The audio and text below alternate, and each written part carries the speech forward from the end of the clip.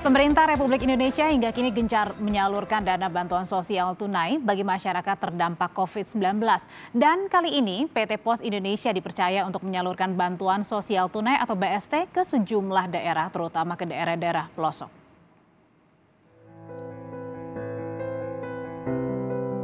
Distribusi bantuan sosial tunai atau BST tahun 2020 dilaksanakan secara serentak di seluruh Indonesia mulai tanggal 6 Mei 2020. Secara nasional, PT Pos Indonesia Persero mendistribusikan BST kepada 8 juta keluarga penerima manfaat atau KPM. PT Pos Indonesia menyalurkan BST ke daerah-daerah dengan kategori khusus, yaitu daerah pesisir dan pulau-pulau terkecil, terpencil, dan perbatasan antar negara, yaitu daerah terluar, terpencil, dan terdepan, serta daerah yang memiliki keterbatasan akses geografis serta infrastruktur tunai.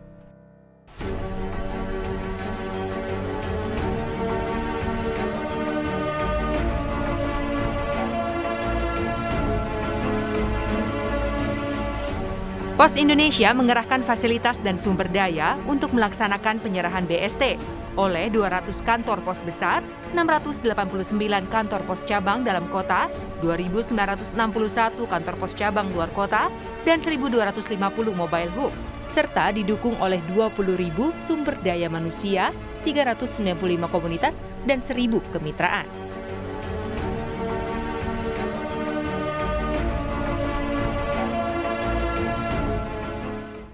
Siang hari ini sudah hadir bersama saya dengan Ihwan Sutardianta. Ia adalah Direktur Jaringan dan Layanan Keuangan PT Pos Indonesia. Selamat siang, Pak Ihwan. Terima kasih sudah berada di Sapa Indonesia Siang.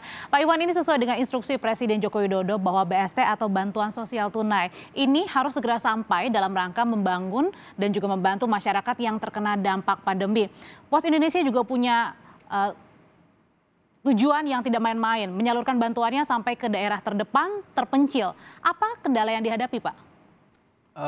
Namanya terdepan, terpencil, pasti di situ kita ada kendala transportasi. Kemudian kita juga harus menyiapkan resource yang cukup. Kemudian juga perhitungan yang matang. Kemudian karena kendala cuaca dan lain-lain. Ya itu saya pikir kendala yang memang lumayan harus kita pikirkan dari awal, kita mitigasi gitu. Sudah berapa lama bantuan sosial tunai ini diberikan kepada warga yang tadi ya terdepan dan juga terpencil, Pak Iwan? Saat ini memasuki tahap ketiga, relatif sudah selesai, insya Allah sudah realisasi sudah di atas 95%. Jadi kita targetkan di bulan Juli ini selesai. Nanti nextnya kita akan tunggu resminya untuk kelanjutannya seperti apa. Jadi kita mulai start itu di bulan April. Kita mulai dengan penyaluran. Mei, Juni, Juli berarti sudah 3 bulan ya Pak? Ya, jadi kita membayarkan untuk tiga tahap. Tiap tahap, tahap pertama, tahap kedua, tahap ketiga. Jadi di bulan Juli ini kita tahap ketiga. Oke, tapi yang bikin bingung Pak, sebagai kita orang awam, ada yang namanya bantuan langsung tunai BLT. Kali ini ada bantuan sosial tunai. Apa sih Pak yang paling beda? Kalau ini bantuan sosial tunai ini, kalau kita terkait dengan COVID itu kan pemerintah melalui berbagai kementerian lembaga menyalurkan berbagai bantuan, ada dari Kementerian Desa, kemudian dari Pemprov juga menyalurkan, kemudian juga kementerian lembaga yang lain. Nah, untuk bantuan sosial tunai ini kita dari penugasannya dari Kementerian Sosial, yang ditujukan untuk orang-orang yang terdampak COVID. Yang lain juga saya pikir menyasar tujuannya sama, tetapi sasarannya mungkin ini fokus di apa, ini fokus di apa gitu kan. Oke, orang yang terdampak dari COVID-19 bukan hanya orang yang sakit positif COVID-19, Pak Iwan, tapi ada juga warga disabilitas, warga yang sakit dan juga lanjut usia. Itu semuanya disalurkan kah? Semuanya? Betul. Untuk BST-nya? Betul, karena keluarga penerima manfaat kan juga kondisinya macam-macam. Ada yang normal, bisa jalan, sehat, kemudian ada yang sakit. Ada yang nggak bisa ngapa-ngapain gitu kan. Nah, kami untuk melakukan penyaluran akan melihat dari kondisi. Jadi pada waktu memang mereka bisa melakukan pengambilan di kantor pos, kita bisa lakukan di kantor pos. Pada waktu misalkan jauh dari kantor pos, kita membuat channel melalui komunitas, apakah itu sekolah, kemudian di kelurahan atau di kecamatan. Untuk yang difabel itu atau yang sakit, kita antar door to door. Nah, Pak Iwan, ini kan di belakang ini seperti ini ya, cara pengambilannya. Ini kalau warga yang bisa datang. Nah, kalau misalnya warga yang tidak bisa datang, apalagi terpencil, atau mungkin ia lagi sakit, atau mungkin tidak bisa untuk pergi ke Pos Indonesia langsung, apa yang dilakukan Pos Indonesia, Pak? Yang kami lakukan, kita salurkan secara door to door. Jadi pada waktu di awal kita, misalkan memang udah tahu, kita pasti lakukan langsung diantar menggunakan pengantar pos kita atau diantar langsung pokoknya. Tetapi kadang-kadang kita tahunya setelah mereka datang dengan dituntun dan sebagainya, nah itu kita catat untuk next payment-nya, next penyalurannya kita dicatat, kemudian kita lakukan untuk diantar. Kemudian juga biasanya indikasinya begini, kok ini orang ini nggak datang-datang ya gini. Nah biasanya kita koordinasi dengan apakah lurah atau RT RW ternyata sakit. Nah dari situ kemudian kita salurkan dengan diantar. Oke, dengan mempercepat pendistribusian, ada teknologi yang juga digunakan oleh Pos Indonesia untuk mempercepat nih distribusi BST-nya. Jadi teknologi kita pakai untuk prinsip bahwa kita itu menyalurkan bantuan ini kan prinsipnya harus meskipun cepat, kita harus tetap accountable. Accountable bisa dipertanggungjawabkan bahwa siapa yang menerima. Tepat sasaran ya Pak ya? Tepat sasaran itu penting sekali karena memang ini adalah uang negara, bagaimana kita bisa menyalurkan yang dengan tepat. Makanya kita buatkan teknologi yang memungkinkan untuk itu. Jadi dari data yang ada, penerima itu basisnya dari NIK.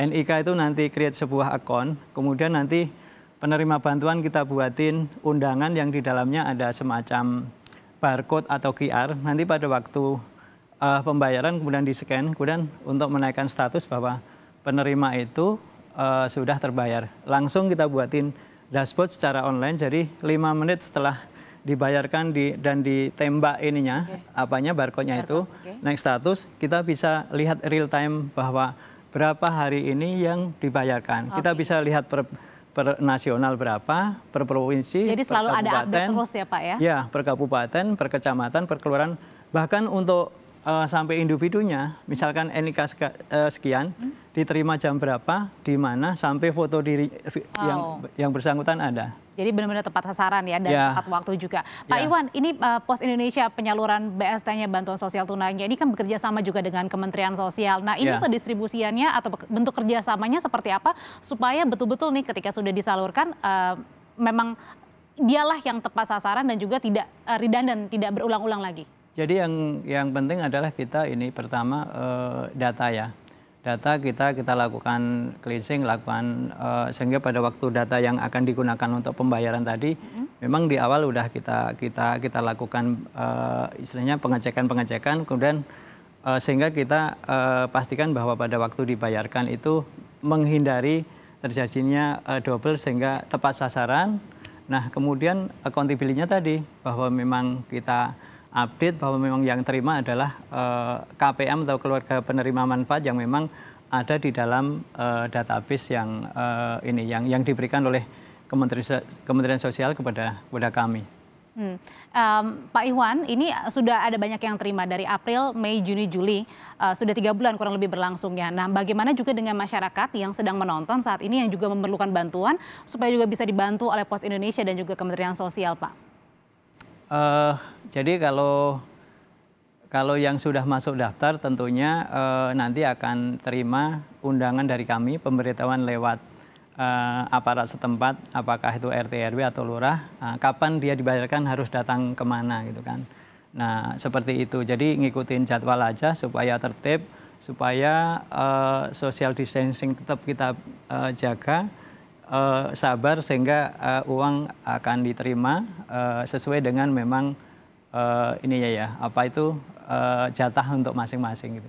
Dan diyakinkan lagi oleh PT Pos Indonesia bahwa seluruh masyarakat yang menerima bantuan sosial tunai adalah masyarakat yang tinggal di daerah terdepan dan juga terpencil ya Pak? Ya, tanpa kecuali itu. Jadi daerah ada yang di kota, klaster 1, klaster 2, kemudian yang terpencil jadi kita kategorikan sebagai klaster 3. Insya Allah akan kita bayarkan, tetapi memang harus sabar karena harus nunggu misalkan ombaknya tinggi, cuaca harus bagus, baru kita salurkan. Karena memang untuk menuju ke sana juga medannya juga sulit ya Pak? Tidak mudah, tapi kami punya semangat, kami menyebutnya ini saya sebut mission possible gitu kan. Jadi kita punya tekad luar biasa untuk bagaimana mengemban amanah yang dari pemerintah yang sangat baik untuk mengatasi COVID ini dengan tanpa lelah, dengan kebanggaan dari kami bahwa bisa berpartisipasi di dalam program ini. Ya, semoga amanahnya bisa tetap terjaga Pak sampai nanti COVID-nya selesai,